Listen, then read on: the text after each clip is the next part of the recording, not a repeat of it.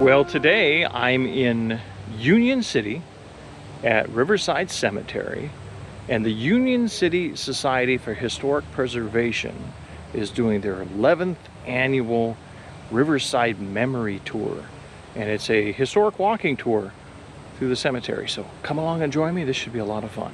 The 11th cemetery tour, annual cemetery tour. We have it every year. Today we have for your viewing pleasure 6 entertaining tales of not so live people portrayed by live people. Well, hello. My name is John Ennor. You must be here to listen to my latest travel adventure, 20 minutes trip around the world. No? Well, that's fine. I'll tell you a little bit about myself instead, and with the help of my beautiful wife, Beatrice. Oh, you go on, Mr. Ennor. You tell the people about yourself. You are known as the outer man of the world. Yes, I am. I was born in 1861, the eldest of 4 in Galena, Illinois. I moved to Stevens Point, Wisconsin, and married Sidney Woodward in 1884. We had 2 children together, a boy and a girl, but ultimately our marriage didn't last. I spent much of my time in my photography studio in Stevens Point, taking the usual bread and butter photos that put dinner on the table, portraiture. I even had a pet porcupine there. People liked it well enough, but I had a wanderlust that would not be stopped. I eventually decided to travel the country, seeing new places and meeting new people, using that opportunity to photograph the sights not easily seen by the average American. Before I get into my travels, I must tell you about an adventure that happened in my own home.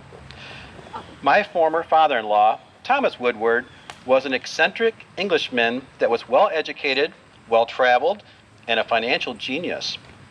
He had no trust in banks and made many fortunes and lost them just as easily. He came to California with the '49 gold rush. He was known to hide gold in rock crevices and hollow logs, preferring them to bank vaults. After a time, he got 5 $1,000 bank drafts and moved east.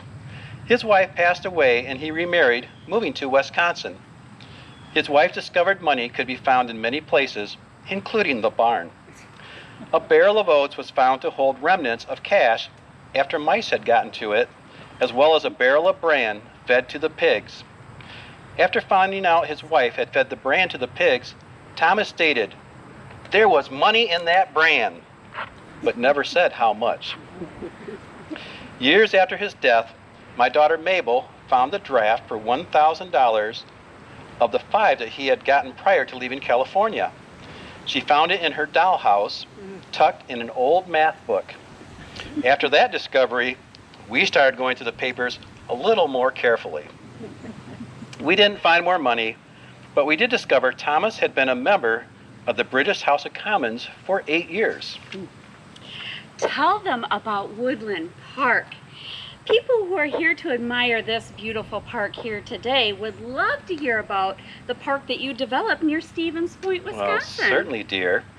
In the mid-1880s, I purchased 53 acres north of Stevens Point, which included an island of 18 to 20 acres covered in majestic pine and maple trees. I developed Winding Pass, built a pile and pontoon bridge to the island, which could only be used by pedestrians, and a bandstand in the center of the island. Steamboats were also used to visit the island. I decided we needed a name for the island, so I had a contest to name the island for a $5 prize. Many suggestions came from all over the country. We took the top 3 names and put them in a hat, pulled out a name, and Mystic Isle was the winner. I also helped organize a semi-professional baseball team through the park, which was called the Stevens Point Baseball Association. Doesn't that sound beautiful? In 1896, I leased out my photography studio in order to focus on entertainment. Did you see what I did there? I gave illustrated lectures using a magic lantern, which is similar to what you might call a slide projector, to people right there in Stevens Point, along with concerts and plays. I found people loved to hear about faraway places and see images of the wonders of the world. As a result, I decided to purchase a private palace rail car that I named White Beauty. She had 3 rooms which were used in the photography business that doubled as rooms for me and my crew or family to live in. I traveled around the country taking those bread and butter pictures, allowing me to indulge in taking the astounding and amazing pictures of areas like Great Salt Lake, the Sierra Nevada mountain range, the cliff-dwelling cities of Native Americans. I was even in San Francisco on April 18th, 1906, and personally witnessed the great earthquake. I took pictures of the devastation of the area and added that to the list of topics I would be able to give an illustration lecture upon. In 1908, I married my beautiful Beatrice. I was born in 1881 in Tuscarawas, Ohio. Yes, there is quite a difference in age between Mr. Ennor and I, 20 years. But we love each other and are drawn to the wandering lifestyle of being part of the Chautauqua movement. Have you heard of the Chautauqua movement? No? You did? Oh, we have a scholar here. It was an adult education and social movement in the United States, bringing entertainment and culture for the whole community. Speakers, teachers, musicians, showmen, preachers, and specialists of the day were known members of the community. It was not vaudeville. Vaudeville is rude. And it is vulgar and only appealing to the working class man. The Chautauqua movement was wholesome, family-oriented, and appealed to the middle class as well as the respectable, or those who desire to be respectable. We were part of the independent Chautauquas, traveling by rail to various cities and lecturing at rented venues. President Teddy Roosevelt was quoted as saying, "Chautauqua is the most American thing in America." People were always crowded to the doors to see my Mr. Ennor. He was known as the pioneer of clean vaudeville and could get 2 hours talk in half an hour. One reviewer stated Mr. Ennor was not a lecturer, but a whirlwind travel talker. Another said he had the gift of gab with both ends cut off. Well, I did sell White Beauty in 1902 to a New York German medical group who refitted a car for medical practice and traveled through the West. Later in 1912, she was sold again, going to Grand Rapids, Michigan, to become someone's cabin.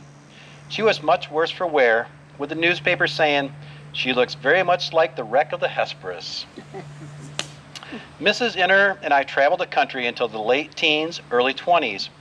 We spent quite a time in Chicago, Detroit, Dayton, where I got the opportunity to fly in an aeroplane.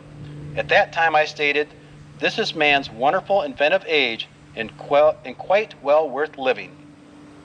I also lectured on Alaska, Japan, Italy, and China, the far reaches of the world not seen in the Middle West of America.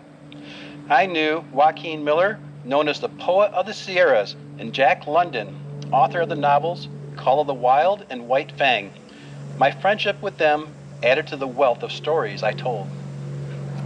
We came to Union City in 1918 and bought the Opera House as well as our home on Allen Street, which was located where the Family Dollar parking lot is now. We also built the Broadway Strand Theater for moving pictures. The Strand eventually became too small, and we decided to sell the theater to Standard Oil and put an addition on the Opera House. These seats are actually from our theater. We also bought the Princess Theater in Teconcha, which needed repairing and updating, which included fireproofing the camera booth following the fire marshal's directions. Moving picture film was so flammable. The Princess could seat about 300 people. And our home was known as the prettiest in the village. We attracted the attention of a local newspaper due to our flower room, a conservatory that we attached to our house in order to grow flowers year-round. Why should we go to Florida? It is much better to bring Florida into our home. We enjoy it much more than going to Florida for the winter. We like the winter because we don't go out in it. Our recreation we take at home where people ought to take it. A good percentage of people have little appreciation of beauty anywhere, let alone in their home. Yeah, 90% of farmers' homes are little more than dog houses. If the farmer would clean it up, make it beautiful, an enjoyable place for children to play in, to stay in, there wouldn't be a rush to the cities. This was a conversation that was quoted from the Battle Creek Enquirer. Our home was chosen by the Michigan State College Horticulture Department as a beautification plot for the village. Michigan State College, or Michigan State University as it is now known by, had a program to beautify places in each small village. Plans were drawn up by the Branch County agent and the horticulture department for growing various shrubs and flowers around our home. I spent a considerable amount of time planting flowers, growing them, and beautifying the lawn. We were also quite well known around town for our cat college. What is cat college, you might ask? Well, it's the cat colony at our home, specifically made up of homeless cats. We just had to take the first one in. We couldn't very well let it freeze to death, and when more came, we couldn't refuse them either. At the time the newspaper came to visit, we had 11 scholars. The most we had was 22. Yeah. Let's see, we had Dempsey, Betty, Dumpsy, Ikey, Bonnie. She was white and deaf. And on Sunday afternoons, we took walks around the village and the scholars follow us. There are strict rules at Cat College, though. No one is allowed to roam at night, and only tramp cats are allowed. We always like to have fun, as you can tell. We once sponsored a corn contest, complete with prizes for the tallest corn in Branch County. The winner was to conscious Myron Knight with a corn stalk that stood 16 feet 2 inches tall. Wow. Sadly, John died in 1937 at the age of 75. As we had no children, that did leave me alone. I became the owner and manager of the 2 moving picture theaters, and at one time I was the only lady owner and manager of a moving picture theater in the state of Michigan. December 7th, 1941 became a day that lived in infamy, and I proudly did my part to support the war effort. I offered a free show ticket for any person who donated 500 pounds or more of scrap to the scrap metal drives. After 10 years of being the sole proprietor of the movie theater, I sold the Broadway Strand in 1947 to Homer Cox of Quincy, a former machine operator for me that opened his theater in Quincy. I passed away in 1965 at the Shangri-La Nursing Home in Cleveland, Ohio, but was returned to Union City to lay next to my dear John. Well, dear, I've watered the flowers and the plants. Shall we take our cat scholars for a walk? Yeah. Thank you. If you notice, my headstone here says I was born in 1888. I'm actually working from her death certificate, her death certificate, which says I was born in 1881. Hello, I'll be right there. Oh, hello. You must be here to see my David. Oh, a problem with your cow? They're freshened this morning. She can't get up. It's probably milk fever. I just got my biscuits in the oven, and David's over at the Riley farm. One of the racehorses is suffering from gravel again. Terrible pain in her hoof. When he gets home, we're going to sit down to supper. So perhaps your cow could wait? It's a blessing and a curse to have your husband's veterinary practice right here in your home. It was in our home on North Main Street in New York, just like it is here on East High Street in Union City. I miss my home in Warsaw, New York. I miss the farm. I miss my siblings. I had 5 of them, you know. My father, Henry, he was a farmer from Pennsylvania, and my mother was from New York. When I was born, we lived in Middleport, New York, in the western region of the state. We've been in Union City nearly 10 years, and yet it feels like I've lived here all my life. And now we're here with our 3 beautiful children. Luella, she's out on her own. She's a school teacher at the Lincoln District, and that's on the corner of Arbogast and Girard Roads here in Branch County. My only son, Harrison, he's an assistant chemist at the Peerless Cement Factory here in town. And Georgie, my baby, she's 18, getting ready to graduate. So young and beautiful, as she has so many friends and loves to sing and dance. I'm sorry, you weren't here to see me. What did you say was wrong with your... Did you hear that? That was the timer for my biscuits. I've got to get them out of the oven.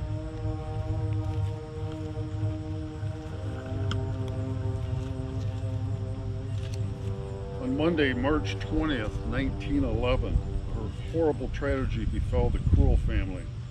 Carrie was preparing dinner as usual, and unknown to her, that would be her last meal. That night, Dr. David Krull took his first bite and immediately asked his wife what she had put into the biscuits. Becoming frightened at a peculiar feeling in their mouths, she went to the kitchen and found that arsenic had been used instead of baking powder. Probably at least 2 large teaspoons full of poison had been utilized, and the arsenic baking powder cans had a like description.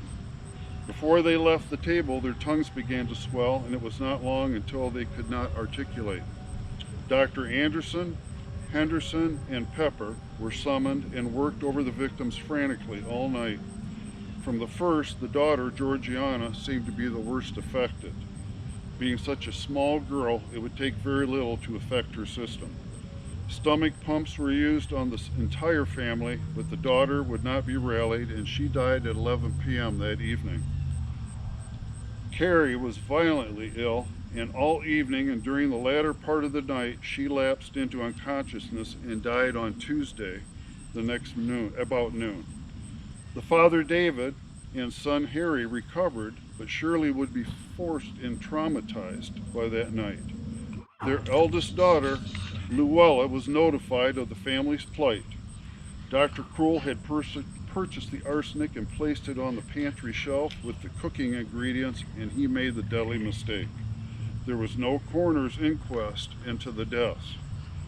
The catastrophe caused a gloom over the entire Union City community, and a double funeral was held at the Methodist Church. It was the largest funeral ever held in Union City at the time. David went on to marry again to Carrie Hall Robinson in 1913, and he died in Detroit in 1921. His son Harrison became a successful attorney in Birmingham, Michigan. He survived that fateful night, but later committed suicide by drinking chloroform in 1930. He had become sick and despondent and left a note to a friend where he could be found in his car in Detroit. Alice Gray, his wife, went on to marry a Hollywood actor, Henry Donald Foster, in 1933. Foster appeared in such television shows as Hazel, Dragnet, Bewitched, Perry Mason, and The Monkees. Carrie's daughter, Luella, had a son, Lieutenant Robert Perry Buell, who was killed overseas in World War II. He was a pilot that went missing in action when Block Island was torpedoed, and he had to make a forced night landing. He was later awarded a Purple Heart. Their daughter, Georgiana, was one of the most popular, sweet young women in town and would have graduated from Union City High School. She was a member of the high school chorus, and her classmates wrote a tribute to her in their Union City High School yearbook, and it reads, "We came from separate paths, which wound some way to the main of life, stretching immeasurably distant out of the setting sun. We met, and for a short, sweet while our paths together ran, but suddenly your path, dear, turned and we lost you in eternity.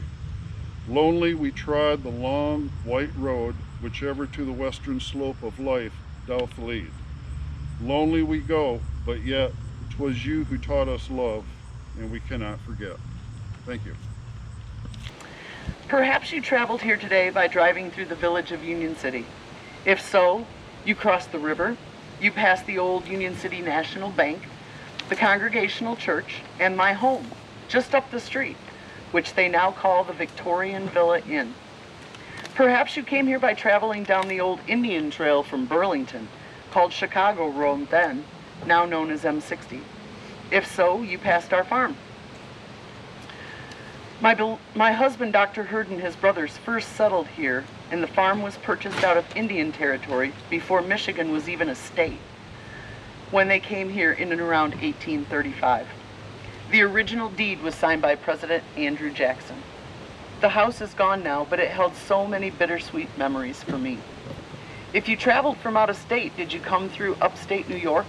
If so, you might have passed through Yates County, my original home of Potter, still a small town that my family helped to settle. At any rate, you made it here to the final resting place of so many of my dear friends and family. They say that I'm here too, but I'm not. I wander, restless, and I continue to peek into the rooms that I designed and created, just up there. I continue to watch the people pass on the street, no longer in horse-drawn carriages and wagons, but in vehicles you call cars. And I continue to reach out to the visitors in my own home. I'm Mrs. Caroline Hobart Hurd, and this is my story. I was born in 1821 in Potter, New York. Potter's a small town outside of Middlesex in the Finger Lakes area of upstate New York, Yates County. The town of Potter was established by my mother, Eliza Potter Hobart's ancestor, Arnold Potter. It was more of a necessity than a discovery because of the deep ravine bordering Middlesex. It was difficult for people living on the other side to cross. Little towns like Rushville, Benton, Potter, and Penn Yan popped up so people didn't have to traverse the ravine to get their supplies. My father, Baxter Hobart, helped to survey the area. My father was born in 1790 in Townsend, Massachusetts. He was a colonel in the Army and he fought in the War of 1812. In 1813, he married my mother in Jerusalem, one of the other little towns by Potter. That was a mere 2 years before the Great Squirrel Hunt of 1815.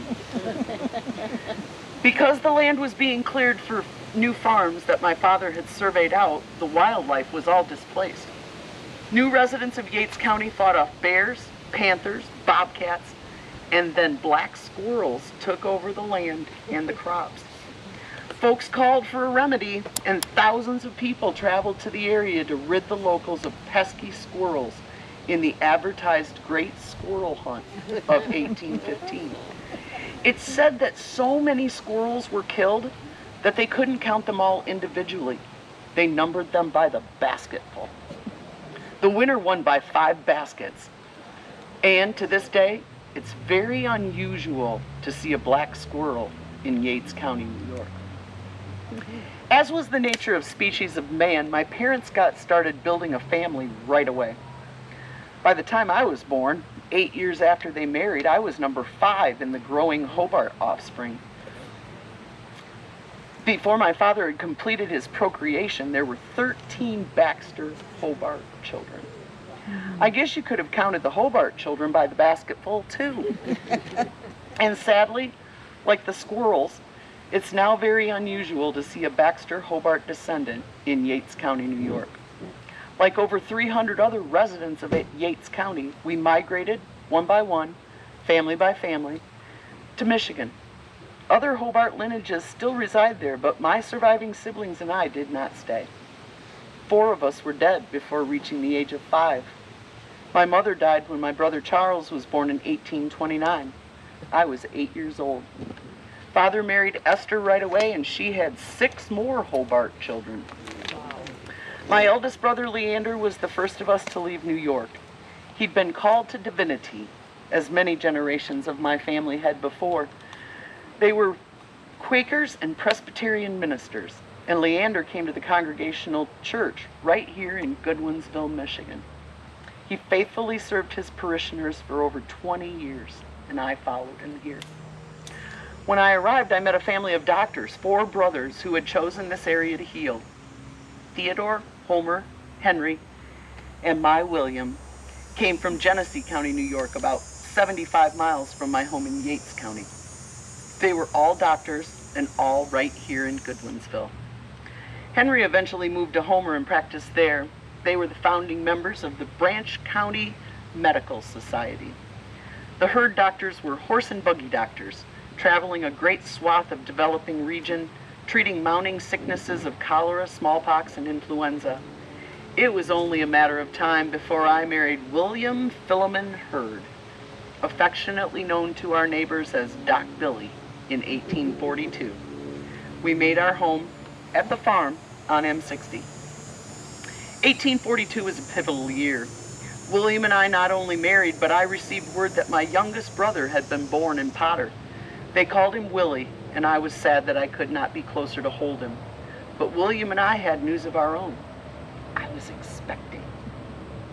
The farm was a beautiful place to grow our family. There were large shade trees in the vast yard, a breeze that rustled the corn stalks, flowers, gardens, livestock, and the St. Joe River rippling just across the road.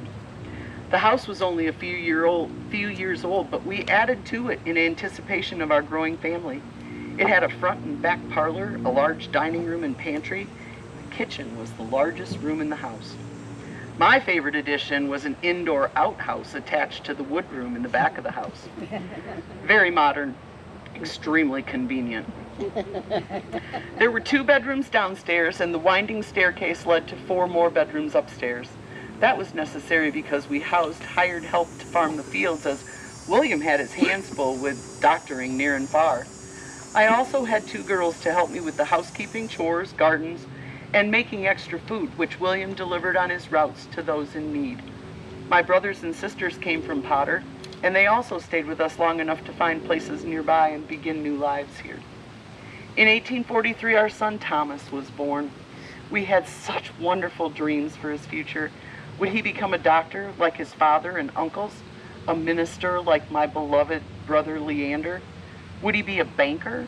A farmer? Any of those would have made for a wonderful life, but none of that was to be. And although we were surrounded by doctors, none of them could save him. We buried his tiny body before he was 3, right here on this spot in 1846. I was 25 years old. I don't believe I was ever quite the same after that, but later, after Thomas died, we tried again. We were both from large families, and we wanted a large family. Baby William was born in January of 1848, not 2 years after Thomas died. William's brother Theodore died in the spring of that year, and then our baby William died in September. That was the beginning of a very dark time for William and me. The next decade would be one of great turmoil for me personally and for America as a whole. I couldn't stay at the farm. Every room was a reminder of my little boys. I couldn't settle. I paced. I went through the motions of being Doc Billy's wife, but my heart just wasn't in it. We had a house in town on John Street, and I stayed there. We also had another house in town, which we sold to the Bostwick family. I became more involved in the church and the secret activities of the Underground Railroad. Leander was also involved, as were many of our friends here in Goodwinsville. Most of the trafficking happened right around the corner on High Street, and of course I made sure that the farm was a safe place for travelers escaping to freedom as well. There was a metal marker on the farm's corner fence post to let people know that we were freedom friendly. Here was a place to hide. Here was a place for a hot meal. The farm was a safe haven even if I was not there. Even if it was not a safe haven for me. I wandered. I stayed for a time in the 1850s in Grosse Pointe with my cousin Chester A. Loomis's family. He was a Michigan state senator.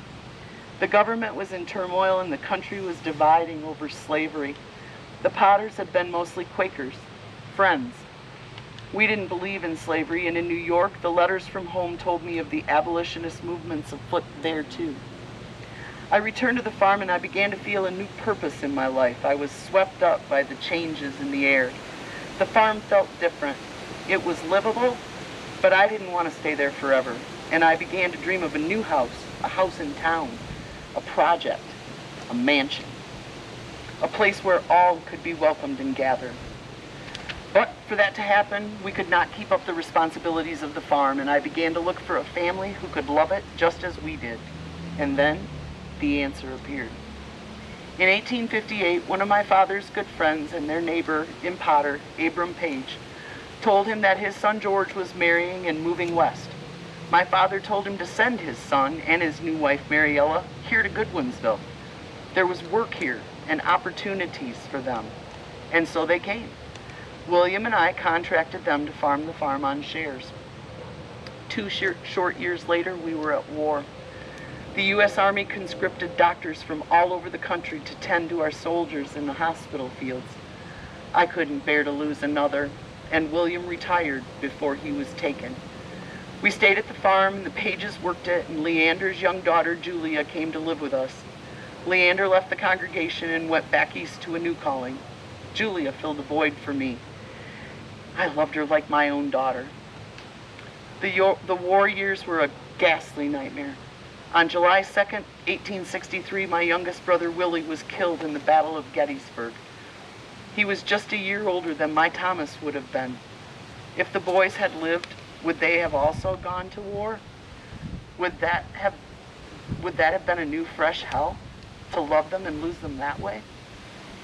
Either way, they were lost. So many were lost. America was broken, in mourning, angry, and it would take a long time to heal and rebuild. When the war ended, Union City officially became a village in 1866. My husband and his brothers had become involved in many lucrative ventures, but most importantly to me, he began the Union City National Bank in 1865. William was president and chairman of the board. 4 years later, we bought land on the corner of Broadway and Berry Streets and hired the Coveys to begin building our new home. It would cost $12,000. The Coveys felled the mighty walnuts and dried them in their barn. 2 years later, construction began. In 1874, we sold the farm outright to George and Mariella Page. By then, they were well on their way to the 6 children that they would eventually have. Exactly what that house always needed. We stayed in our house in town, and in 1876 we moved into the Hurd house.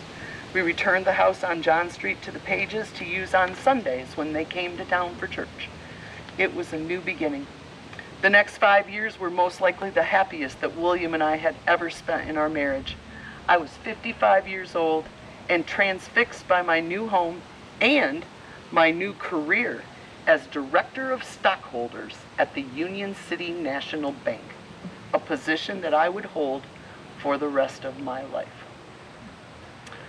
Little did I know that in 3 years my father would die, and in 2 more years I would lose my beloved William. I'd lost nearly everyone, and before I died, I did. They fell in succession by the basketful. My brother Norton died in Sherwood. Leander died in Massachusetts. My brother Malin died in Homer. My sister Susan in Battle Creek. My brother Charles in Washington State. My sister Mary right here in Union City. The only one of my 13 siblings to outlive me was my sister Laura Holcomb in nearby Athens. All but a few of us had brought Potter, New York to Union City, Michigan. I hired a housekeeper and cook, a delightful Norwegian immigrant woman, Mrs. Anna Halverson Everett of Sherwood, and she tended well to all of us at the Hurd house. I attended my last meeting of the Director of Stockholders of the Union City National Bank 1 week before I died. It was 1910. I was 90 years old and a very invested and wealthy woman, if I may say so. I willed the house to Leander's grandchildren, Julia's babies, Caroline Willard and her brother, Dr. Hobart Willard. Hobart was a doctor of chemistry at the University of Michigan and Harvard University. He authored many scientific books. Anna Everett stayed on to watch over Caroline and Hobart and was a great comfort and friend to them always. The Page descendants still own the farm on M60, and Anna Everett's son David married George and Mariella Page's granddaughter Dorothy Spencer. The old farmhouse is gone now, but a replica of it stands, and the 6th generation of Page children, now named Vaz, dance through the rooms just as it was always intended to be. And here we are, my family and my friends. The Pages are just down the way. Anna Everett lies right here in front of us. And I still pace. I still wander. I'm still unsettled. You may hear me checking on upstairs rooms at the Victorian Villa Inn, lovingly restored by the Gibson family over the past 40 years. Occasionally, I may be heard to slam a door because life can be unfair, or maybe it just slipped, or maybe it was the wind. You may see me, as others have, standing in the front door, looking out to the street, watching passers-by going on with their busy lives. I may always be so inclined to wander there. Watch for me. Well, I sure chose the right day to wear a flannel and bibs. All I know is that popcorn guy Orville over there, I want to steal his shirt. He's got it cut off and he was smart. I don't know what I was thinking. Well, anyway, howdy do. I am James Fiffield Hartford Jr. Howdy do. Howdy do. I'm sorry, howdy do? Howdy do. I really just can't hear you. See, actually, I'm going a little deaf, a little hard to hear it, and a little off my rocker, and that might be because of all that dynamite. Oh. But I'll get to that later. See, I came to Union City in 1891 when I was about 21, but was originally from Ontario, Canada. Don't sound like it, though. No. Texas will do that to you. Oh. But first, I was here in the meat business in Colon, Homer, Concord, and even here in, what do you refer to it as sometimes? A slice of American pie? I like that. With ice cream. Yeah. Around 1908, I left Michigan for Texas, and I spent my remaining years there, almost all of them.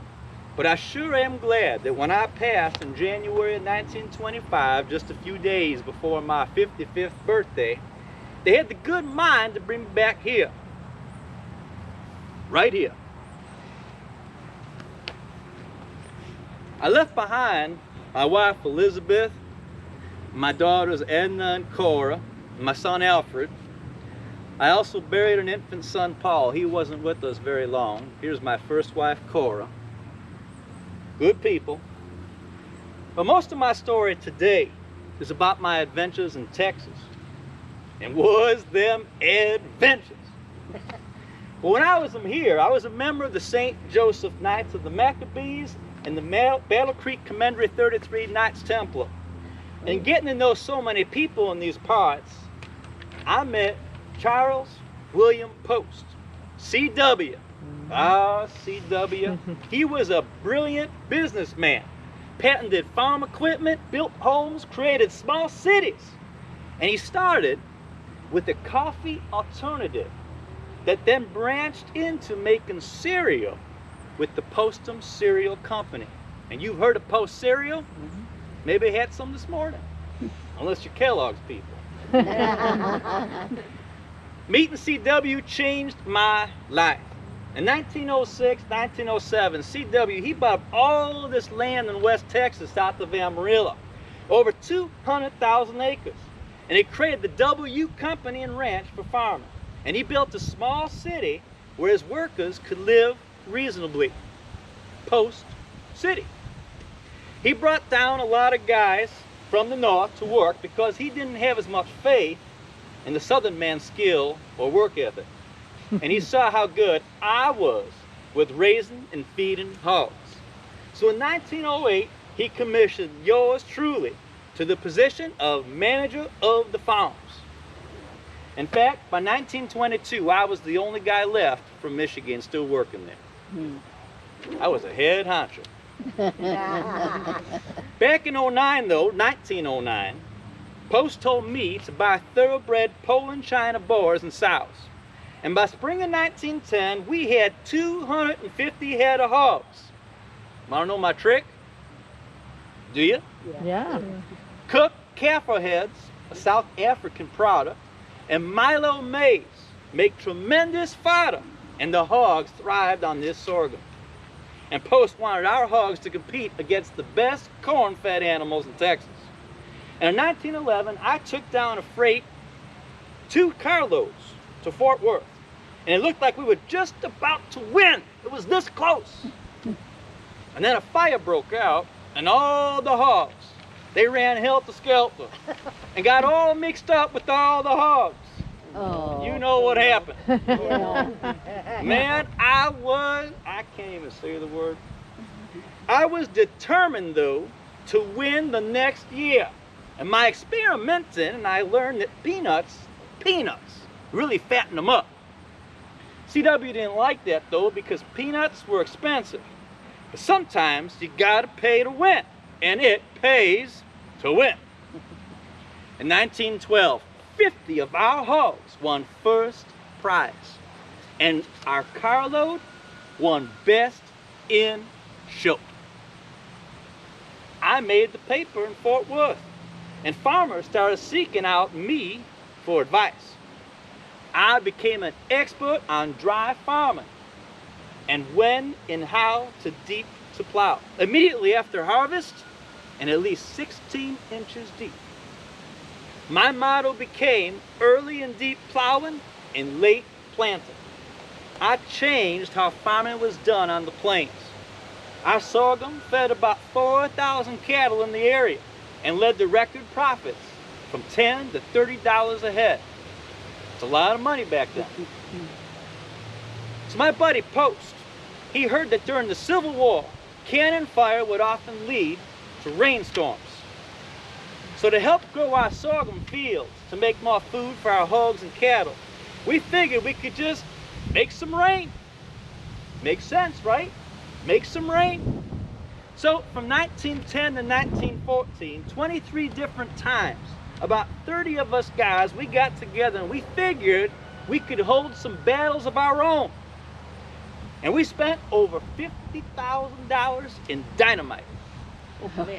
Sometimes we fired 2-pound sticks of dynamite up in the air. Sometimes we used kites to float that nitroglycerin into the heavens to shake up the moisture and let it fall. And you know what? Sometimes it did. Sometimes it rained that day, or the next day, or maybe the next week. So we proved it true. In fact, I'm looking at that cloud over there, and I kind of wish I had me some dynamite. I think we could help it out a little bit. So we proved it true, even though there were still quite a few who thought we were crazier than an outhouse fly. Jeez. It worked too in here in Battle Creek. We came up July 23rd, 1912, and we went to Battle Creek and we fired shots of dynamite at the skies. And 2 hours later, even the naysayers were taking cover from all the rain, almost half an inch. It poured even in surrounding communities. The farmers, they loved us. We had 24,000 pounds left of dynamite after my good friend Post died in 1914. And we didn't want to just leave it laying around. So we blew it up one day. Whoa. Woo, that was something. Post City shook for days after that. What a blast. Ah, those were good times. You got that? I had a lot to do with growing not only the fields and the hogs, but also Post City, even after Post passed. I would drive prospective settlers around, showing them all the land and showing them all the opportunity. By around 1920, we had 2,000 people in town and about 600 large farms with houses built by Post on them surrounding that town. We were mighty prosperous. I should have sold step ladders and aeroplanes to the 6-foot farmers so they could see the tops of their corn that was still 5 feet above their heads. Exactly. We paid $20 an acre for that land and we netted $200 an acre in cotton. The peaches were so thick you couldn't see the trees through them. They started to drill for oil in communities all around Post City. Oh, it was expanding so fast that Post City, it was pushing the township lines out of place and bending the horizon in several spots. In 1916, the citizens, they wanted to put on a barbecue to lure some newcomers. And I know how people love free food. And I was against the idea because I figured we'd have more people come than food. And I was right. They didn't listen to me. 5,000 people came. We had food for 2,000. I knew it would happen because I remembered back in Union City in 1908 when we celebrated the new bridge dedication. A fellow roasted a whole beef in a large oven and it only fed about 3,000, still not enough to fill a hollow tooth. And I think you've got some photographs of that event in town, if I'm not mistaken. And that there bridge still looks pretty good. You want my genuine Western barbecue recipe? Mm-hmm. Dig a trench, 3 feet deep, 3 feet wide. Lay some gas pipes or old pieces of iron, like crowbars, across the pit, and string some common wire fencing over it. Burn a fire for 10, 12 hours with a solid wood like mesquite root. And when the blaze is down, place that meat from 10 to 12 head of cattle over the coals for another 12, 15 hours. And whoever's tending that barbecue salts and peppers it with a mop, baste it with pepper, vinegar, and water so it doesn't dry up. And sometimes we mix in goat or sheep. Not everyone likes beef, I don't know why. And lots of bread and pickles. Are you hungry yet? Me too. Well, even though I became a longtime resident of Texas, every so often I still travel back and forth to the Battle Creek area in my Dodge. 1,630 miles in about 7 days, with the same air and those tires that I left home with. In fact, I heard that now Battle Creek and Post City are sister cities because they both were built up so much by my buddy C.W. Post. It is a small world. Now, even though I had my life threatened a couple times, and I looked up the barrel of a .30-30 Winchester after some rumors during some barbershop brawl spread about me wanting to kill some guy named Woods, I still live to 1925. It was a lot of work running that farm, and it took a toll on my health. In fact, I came back to this area the last 2 years of my life hoping I would get better, but I didn't. I died from myocarditis and angina pectoris, some doctor's fancy way of saying artery and heart disease. Now I sure hope I can cash in on some of that credit down there at the bucket later. He also continued, and I quote, he, yours truly, he had a way of leadership and initiative, of friendly fairness about him, which won him the confidence of everybody. I guess I was no slouch. Not too shabby of a way to be remembered, eh? So last night, I came into town and I was walking around Union City. Maybe you saw me a little bit. And I couldn't help but notice your corn looks pretty good. But it could always be a little better. And I'm just wondering where I might be able to get my hands on some dynamite.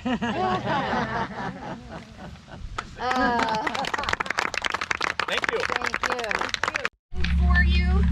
We have so many here in our store at Woolworths, and it is my job to play these for you if you want to test drive the music. Can you play your favorite? I just did. Please don't talk about me when I'm gone.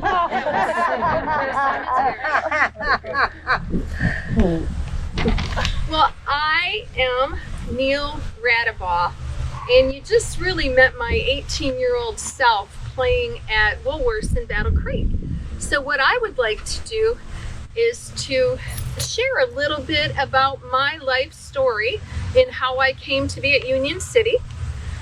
First, I thought I should let you know that I was born in 1897 in Eckford. Does anyone know where Eckford is? Yeah, kind You can't raise your hand, sir. You try to answer too many questions. But Eckford is this tiny little burg in Calhoun County. If you are headed to Marshall from Teconcha on Old 27, you would go as far as the Shell gas station and turn right. It's about 6 miles down that way. And the way my father used to describe it was, it's the capital of the middle of nowhere. And I think he was right. But I grew up in Eckford, and my parents were David and Mary Phelps Courtwright. And my grandparents were Cornelius and Cornelia. No kidding, one was from New York, one was from Ohio. But those were their first names. They were Courtwrights. And they built the grist mill in Homer, which I understand is no longer there, unfortunately. I spent so much time in that grist mill as a kid, running around playing. And I was the oldest of 4 children. I had brothers and sisters. I had Howard, and I also had Helen, and then little Fred. And so because I was the oldest, I was the first one who really had to do some working. So once I got old enough, the play was replaced with a shovel because there was always grain to shovel. But I liked that. They paid me a little bit. It was good exercise. I learned a great work ethic from my family. Now, I was named or nicknamed Neale because of the Cornelia and also the Cornelius. It was kind of a natural thing. But my given name is Emile Cornelia Courtwright. When I was a small child, I had a propensity for music. I just loved it. Whenever we go to someone's house, I was the first one to go over and like bang on that piano. And it really, I think, started to drive them crazy, especially the piano at my grandparents' house. So they said, you need real lessons if you're going to do that. At the age of 10, they signed me up for lessons in Albion, which was 12 miles away. But the catch was, if I wanted lessons, I would personally have to drive the horse and buggy there every week. Well, for lessons, the first person I took from was Nima Phipps. She was an excellent teacher. The basics, and classical music was everything. Well, you can tell by what you heard me playing, classical music and I don't really see eye to eye. So that didn't work out, and she gave me a very polite recommendation that I might wish to study elsewhere. So then I went to Darlene Wellington Miller's studio, and she was a much younger person and much more in touch with what younger people might listen to around 1910. So that's who I took from. We had a lot of fun, and I really got a kick out of it, by the way, when I was later hired at Woolworths, because I was hired specifically to play popular music. So the very thing that was the scourge of my first piano lessons ended up being my good fortune. When I was 15, I got a date right. In 1915, I graduated from Homer High School, and I really thought I was something then. And I had been over to Battle Creek, kind of a little celebratory trip with the family. We went into Woolworths, and I looked around for the person who was supposed to be playing the sheet music I wanted to try out. I'm not sure if you're aware, but in that era, radio was in its infancy. And so most of the music that was heard was from somebody else playing it on piano. So I went there, and the piano tryer-outer lady for the music was not there. So I got permission to go over and sit down and try out the music myself. Well, I played probably a dozen or so pieces of music, and then the manager came and tapped me on the shoulder and said, "How would you like a job here playing music for the customers?" I was thrilled, but I couldn't believe my fortune. He was going to pay me a ton of money, $6 a week, and 10% commission on any of the sheet music I sold. it doesn't get much better than this. But it did, because I would play there, and a fringe benefit was on Saturday nights, the World War I soldiers in training at Fort Custer would all come in. That was a very nice fringe benefit to an 18-year-old young lady. I got to know them, and we would do patriotic sing-alongs. Our family's always been patriotic, but seeing them in uniform, it just melted my heart. One day while I was playing, a theater owner from the Dreamland Theater in Battle Creek came in and asked me to play for the silent movies. And then, if that wasn't enough, I got that offer topped by the owner of the Majestic Theater. There was a little pressure involved because the Majestic Theater owner, once I started playing there, put in their ads greater pictures and better music than the other movie houses. But it was so tough. It seems like it would be simple enough, but I had to keep track of a whole bunch of music, and then I would just be playing this wonderful love scene and some nice sappy song, and then all of a sudden the bad guy would come in.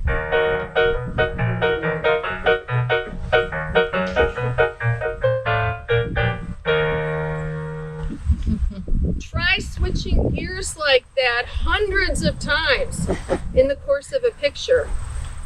But I did it, and I kept doing it because I wanted the money.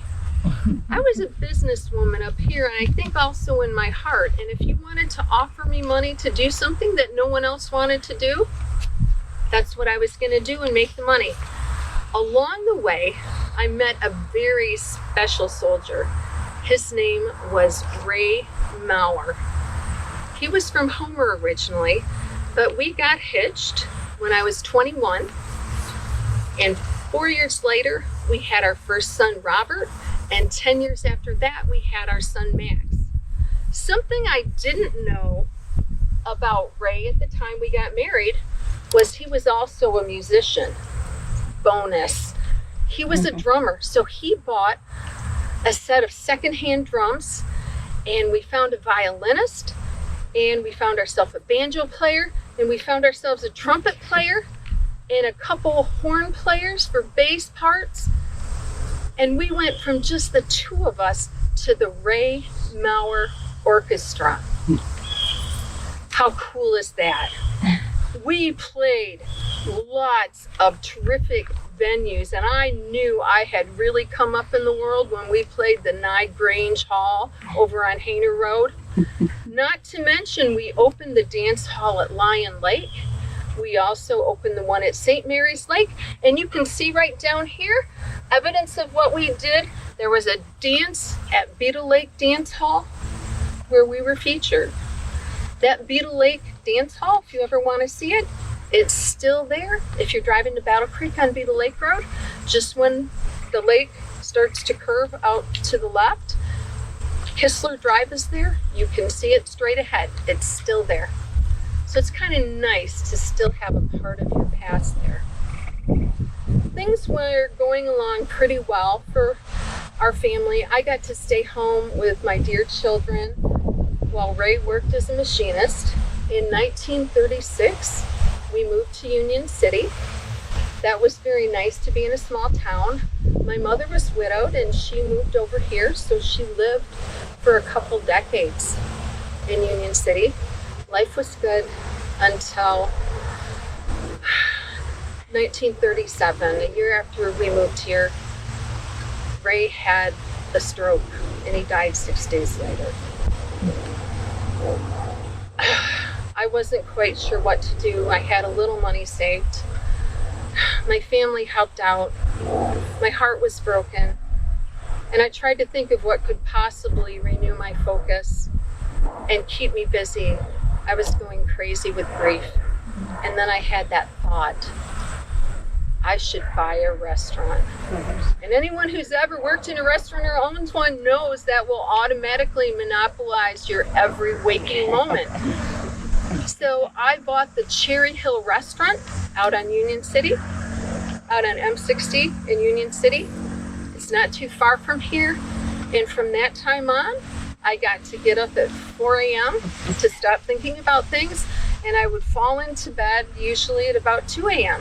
when everything was done. I owned that restaurant for 7 years, and they were difficult years because it was during World War II.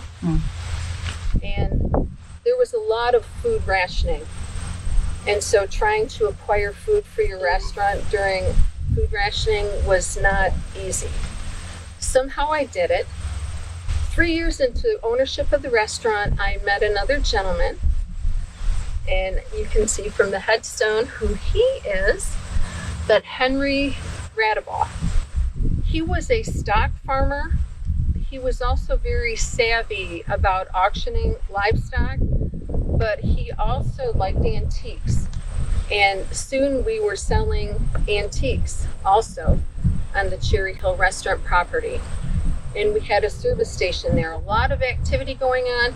But when we went out of the restaurant business in 1946, we decided to go full-time into the estate sales and antiques, and we bought the home, and you know where it is probably, at 120 on Calhoun Street.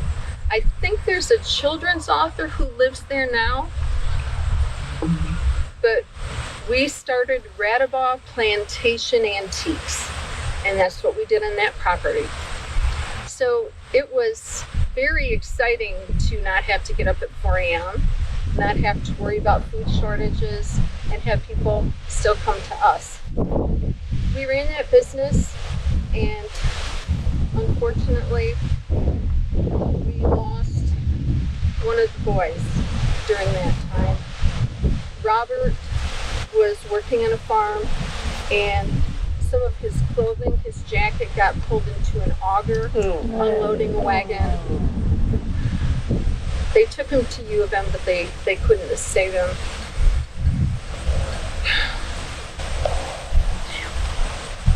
Four years later, my husband Henry died, and I was back to that feeling I'd had before of being discouraged and alone.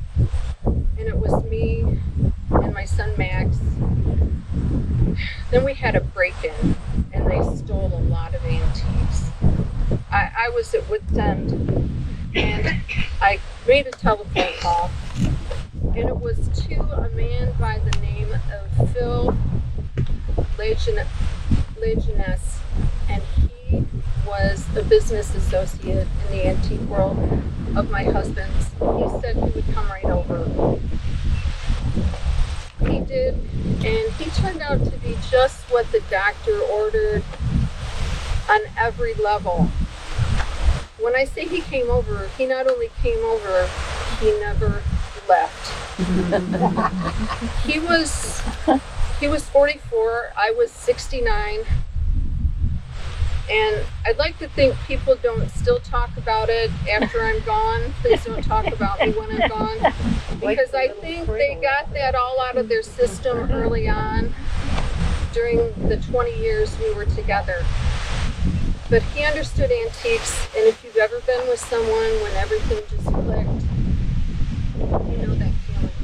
He was with me up until I died in 1987. I tell you these things because I know I've led an unusual life with maybe the single thread going through has been music. But sometimes life will drop opportunities on you. And unfortunately, we can't always test drive them like we can sheet music before we commit. I think I've had an interesting life, but what's made it the most interesting is I've taken those risks. And I've never looked back, and I've never regretted it. Music washes away from the soul the dust of everyday life. So if you're feeling dusty, music can help you.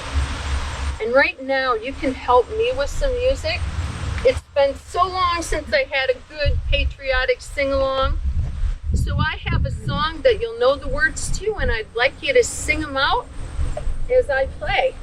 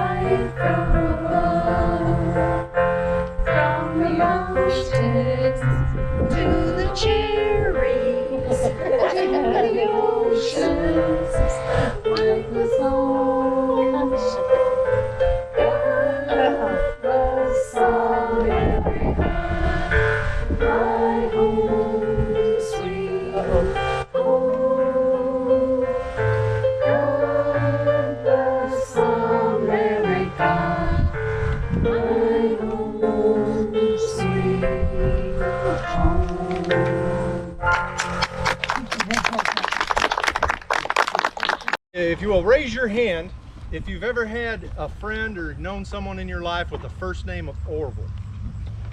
Oh, Orville. You're friends with him? Now, in the unlikely circumstance you folks have ever asked that question, everybody can raise their hand way high because that's my name. My name is Orville. My mother named me that in 1883. I had a student. Now, you might think that the name Orville was a much more popular name when my mother named me that. But then I would say, contraire mon frère. That's French for hell no. No, it was not more popular. It was kind of an embarrassing name. Nobody in this area knew the name. I always had to repeat my name. I would say, my name is Orville, and they'd say, what? And I'd say, Orville, O-R-V-I-L-L-E. And they would say, oh, that's a nice name. I had that conversation a lot with folks. And the reason for it, it wasn't a common family name. It's not a biblical name. There are no Orvilles in the Bible. There's no Orvilles in the Bible. I've read it cover to cover. No, I didn't read it. Somebody told me. There's no Orvilles in the Bible, and there isn't anybody on this planet praying to a Saint Orville. There's no Saint Orville. If there ever was a contest for a Saint Orville, I don't believe I would make their short list. No, I would not. Now, it's because the name Orville was made up. A woman in the 19th century, a female French novelist, wrote a book. Now, I don't remember the name of the book, but I'll never forget the name of the town that she invented for her book. She called it Gold City. Gold City. And in her language, the word for gold was or, and the word for city was ville, like Jonesville or Vogaville, and she named her town Orville. I'm not pulling your leg. Although I'm known to be a man that might do that from time to time, but that's a fact. Somebody read that book and read the name Orville and said, aha, that'd make a perfect name for this child I'm about to have, doesn't have a name yet, and they named their child Orville. That's where it came from. That's a fact. Now, by the time, when I was in my 30s, I no longer had to repeat my name for folks. If I told them my name was Orville, they knew the name, and they even knew how to spell it. It had become a household name, a famous name. Everyone knew it. Now, do you folks know who the famous Orville was that made the name, Orville name famous? Right. Orville Radebaugh. No. If he came later, and if I looked as silly as that man, I'd have sold a hell of a lot more popcorn, I'll tell you that. No, it was Orville. You said it, ma'am. Orville? Right. He and his brother Wilbur invented the airplane. And then Orville landed it, and he got off, and he had a stiff-ass drink because he just flew an airplane. He's like, woo! I would have had to drink the whole thing to even get on the airplane, but that's a fact. So now look, I'm from Madison Township.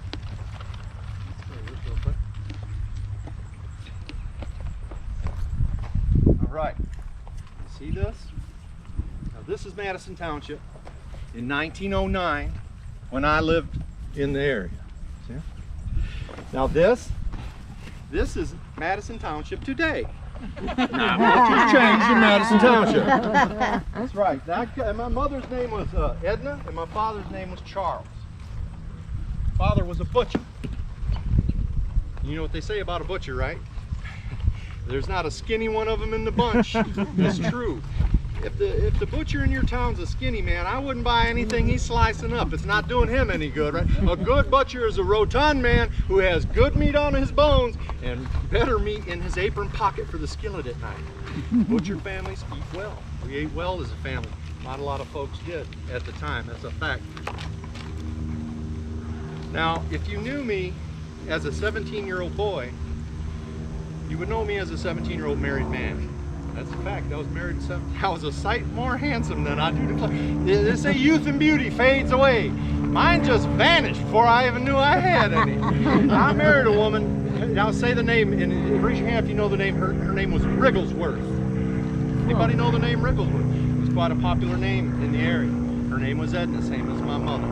My mother's name was Edna. There were a lot of ladies named Edna then. Edna or Elizabeth. Pick one. It was one or the other.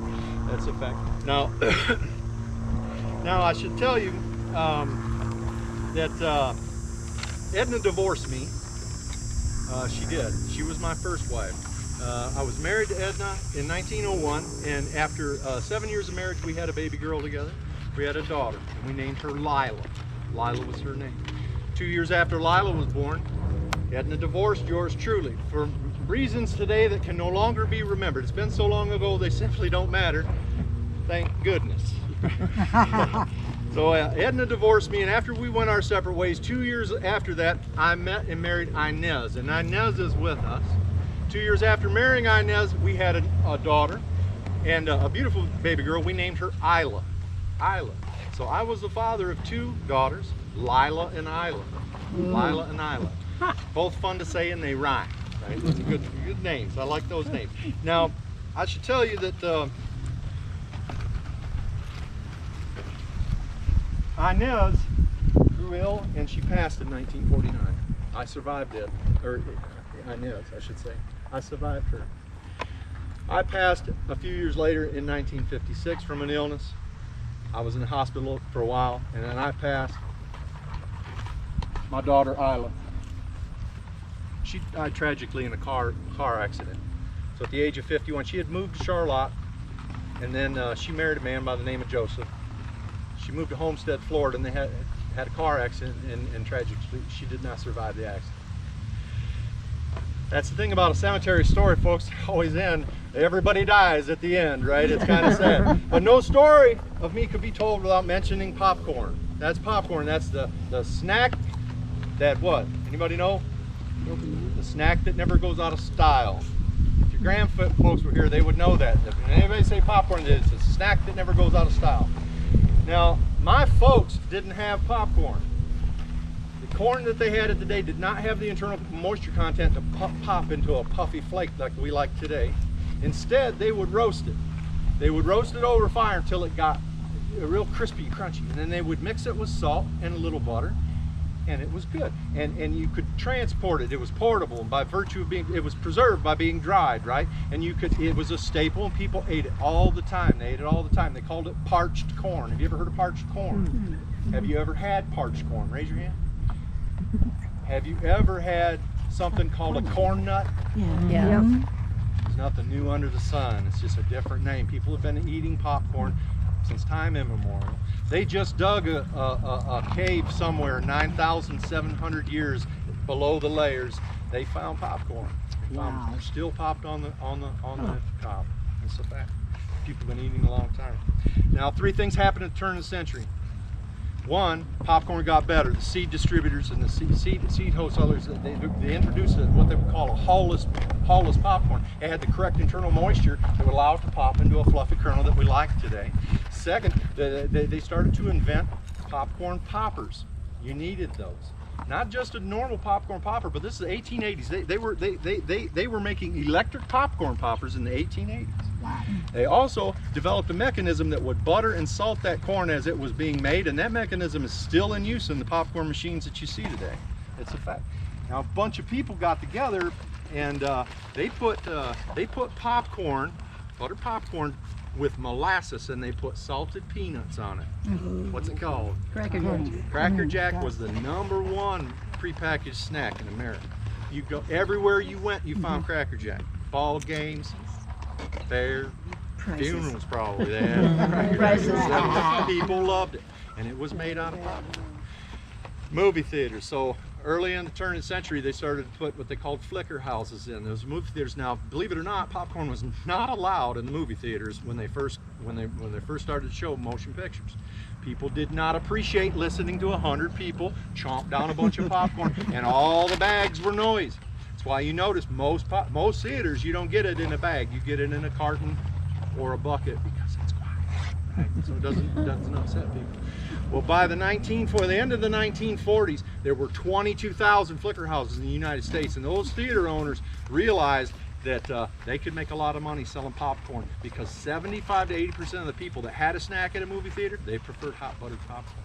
They did. They liked it. And so, the popcorn was it basically saved the movie theater industry throughout the Depression. That's a fact. Now,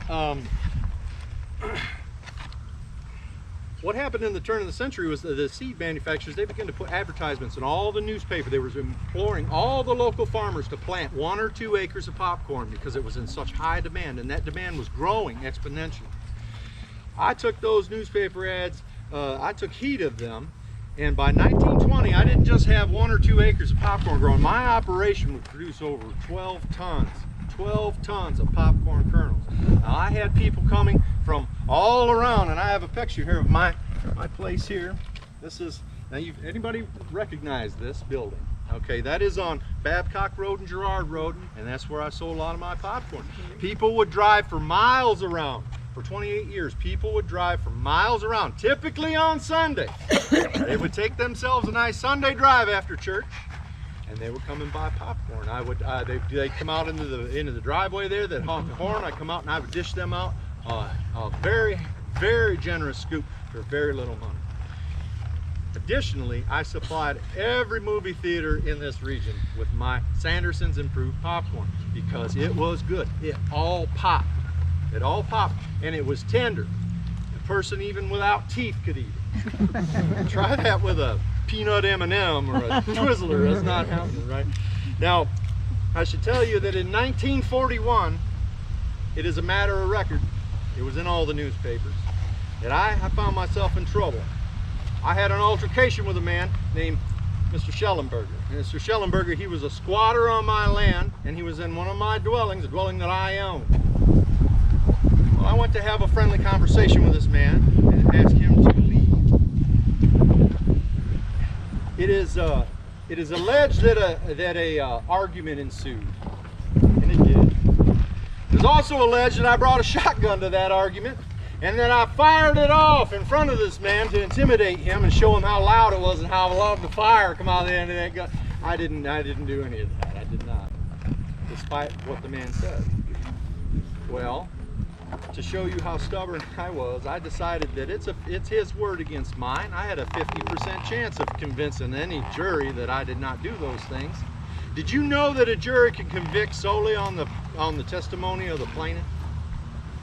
Yeah, I wish I'd have known that before I decided to represent myself. They went in and they deliberated for about, I don't know, about 5 minutes. They had a 4-hour coffee break, come back out, and they convicted me. They found me guilty. They sentenced me to 2 years of probation, told me to stop drinking, and they fined me a tidy sum of money, about $400. And that was, everybody knew that about me. Now, in 1944, I was growing older and I had a few illnesses. And I decided to sell the farm. I put it up for sale in 1944. Now, the 40s were terrible for popcorn. It took me 5 years to sell the farm. Finally, about 4 or 5 years. In 1948, someone did buy the farm. In 49, they had one of the best years for popcorn out of the entire decade, and I don't believe the farm got planted that year. Sadly. Anyway, I want to leave you with that. I want to leave you with something. I've got something here, right here. Did you know there's 2 shapes to popcorn? I'll show you. This shape, if you look at it, it's all spread out. See, it's all spread out. You've seen it, you've eaten popcorn, right? It's all spread. They call that shape the butterfly shape. It's not really shaped like a butterfly, but it catches all the butter and the salt. They're really good, right? Like those. Now you've seen this shape, everybody's had it. Now that's got a name too. I'll tell you. I'm gonna set it on the ground here. That's what If you're walking through the woods and you saw that, what would you call that? mushroom. It's a mushroom shake. It's much more durable. It doesn't hold as much. It doesn't hold as much butter and salt, but it's more durable. You'll find most of the prepackaged popcorn that you buy are this shape because it doesn't crumble up in the back. Which one's your favorite? Butterfly. There you go.